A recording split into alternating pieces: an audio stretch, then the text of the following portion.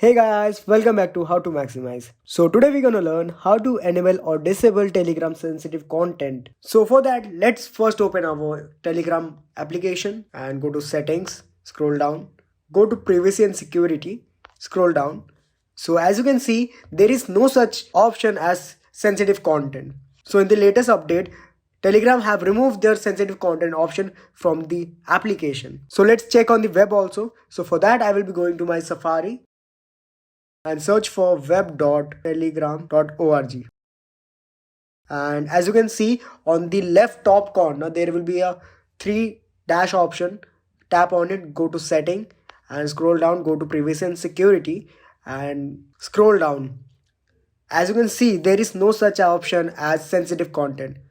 So this is official, guys. So in this latest update from the application as well as from the web, the sensitive content option has been removed. So guys, if you like this informative content, so make sure that you leave like, comment, share and subscribe for more. Thank you for watching.